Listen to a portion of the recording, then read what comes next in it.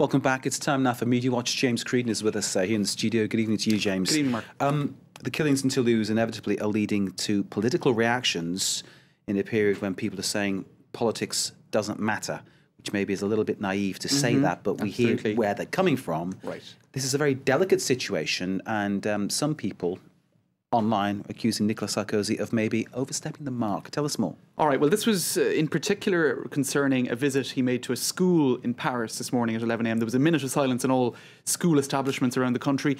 And as you can see, this headline here, Les propos angoissants de Sarkozy et des collégiens, sort of anguish, what would you say, anguish-making or kind of worrying remarks. Worrying remarks, that's it. Let's take a listen, and afterwards we can see what the reactions were to what he said this morning. Ça s'est passé à Toulouse, dans une école confessionnelle, avec des enfants de famille juive, mais ça aurait pu se passer ici. Il y aurait pu y avoir le même assassin. Ces enfants sont exactement comme vous. I don't see a problem with that. I think he's trying to get the children to realise that, you know, it's children like them, despite the fact they may be Jewish or whatever colour or whatever creed, that have been hit. But clearly other people online seeing that differently. Well, in particular, the opposition. So I'm not a fan of Nicolas Sarkozy. I must say that, because it looks like I'm defending him, and I'm not at all.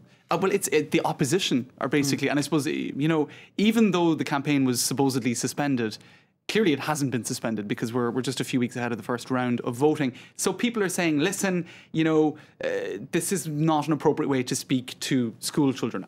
This is the point of view of some. So let's take a look at some of the tweets. You've got a socialist MP saying you know, be careful not to traumatise these small children, and be careful of political opportunism. Cécile Duflot, who is the head of the Green Party, says she addresses this tweet to Nicolas Sarkozy. I think, Mr. President, that you should not speak this way to children.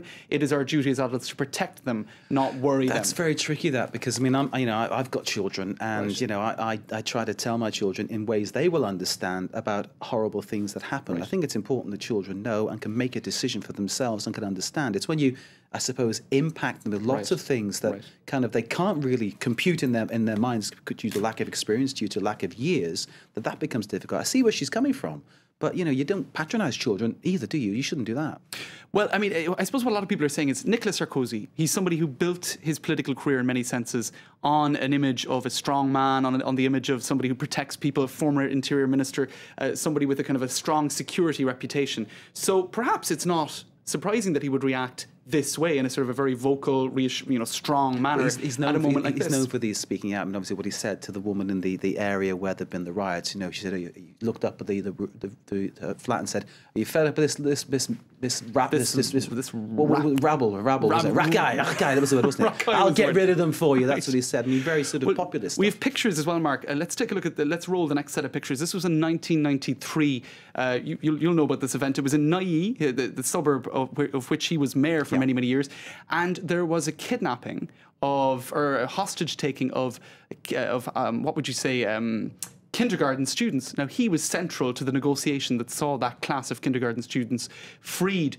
So this was in 1993. He went on from mayor of Neuilly to become the Minister of the Budget, the Minister of the Interior, and, you know, eventually the President of France. So he's somebody who has done well in times of, I suppose, security threats. And he's somebody who knows how to deal with these situations very well. He comes across very well at moments like this. But some are saying, look, this is a few weeks ahead of the first round of a presidential election.